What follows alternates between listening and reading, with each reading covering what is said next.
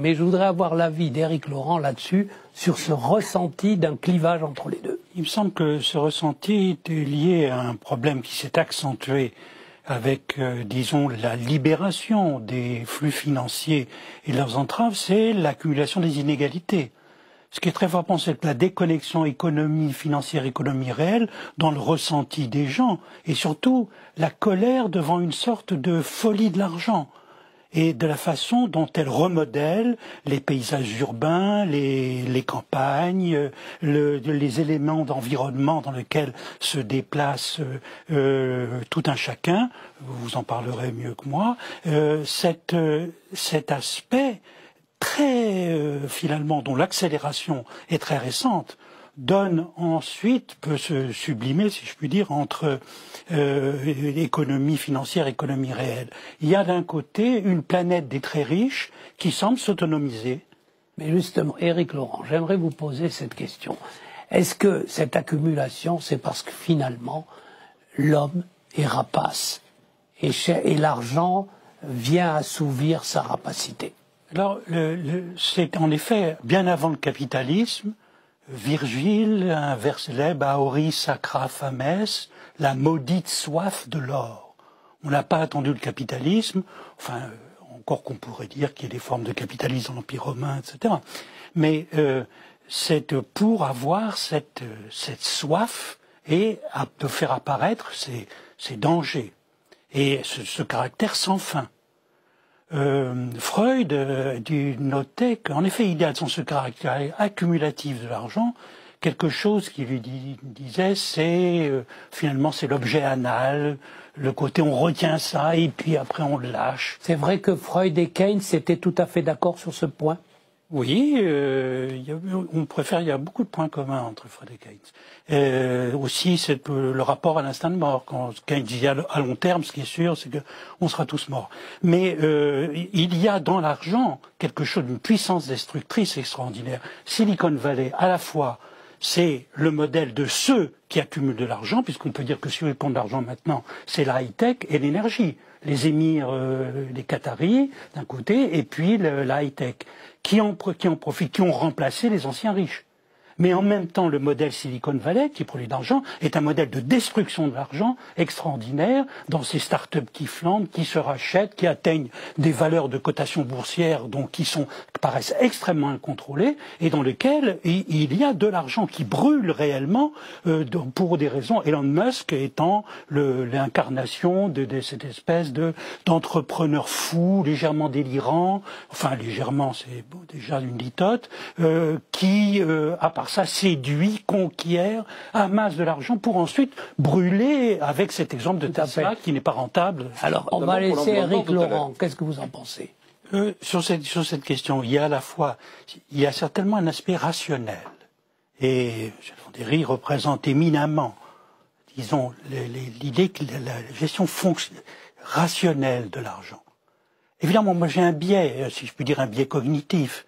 C'est que moi je vois des gens qui précisément ont du mal avec l'argent et qui leur filent entre les doigts pour des raisons très complexes et qui n'arrivent pas à produire un principe de rationalité. Et je suis assez convaincu qu'au niveau même de la pensée économique, il y a maintenant tout un courant avec l'économie behavioriste ou l'économie comportementale qui s'est rendu compte que l'homo economicus, comme dans sa gestion rationnelle, finalement est une fiction, est largement une fiction et qu'il y a des biais.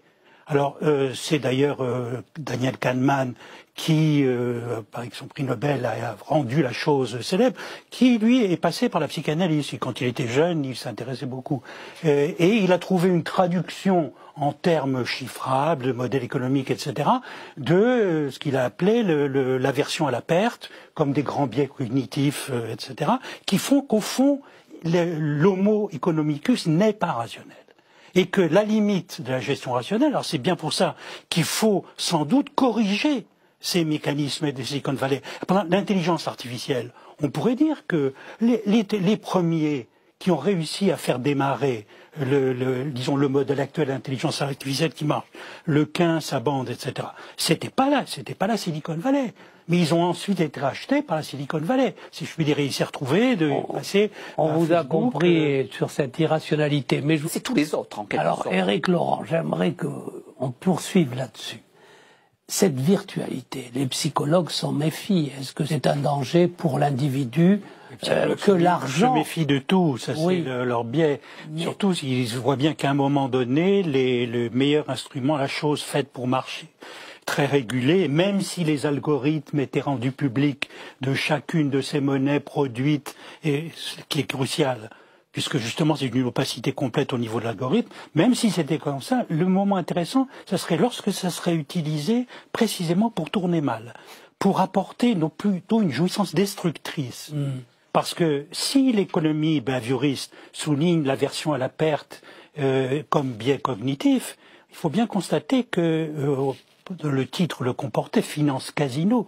Le casino est une sorte d'expérience en grandeur réelle, de voir combien les gens ont d'appétence à la perte et la recherche.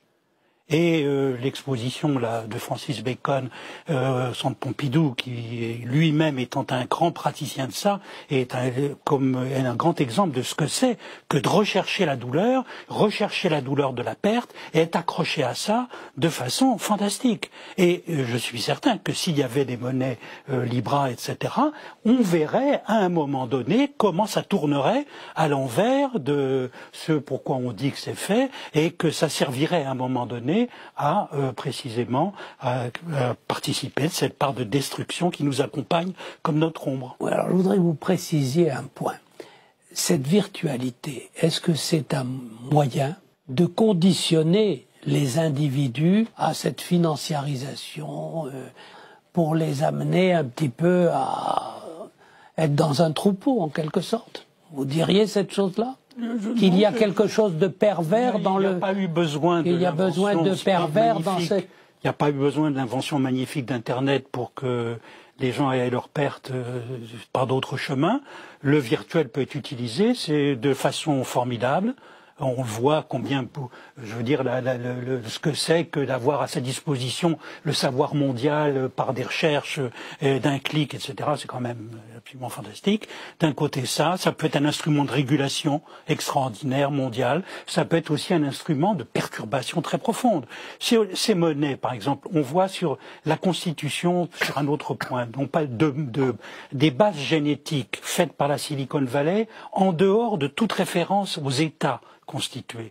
Ce qu'est en train de faire Google comme construction de base génétique, ça va, disons, influencer le développement des médicaments, contrairement aux bases génétiques constituées par les différents États et régulées par les dispositifs de sécurité sociale.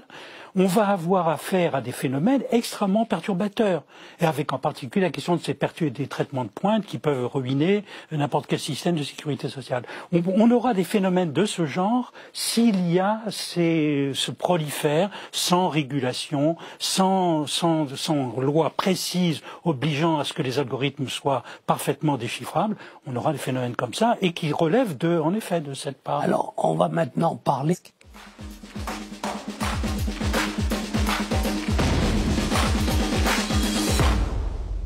Éric Laurent, c'est cette citation de Shakespeare, « Le savant courbe la tête devant l'imbécile cousu d'or ». Alors je voudrais partir de Shakespeare pour dire que l'argent a pris une place prépondérante au détriment de la réalité sociale et de la valeur travail. À quoi vous attribuez cette transformation socio-culturelle?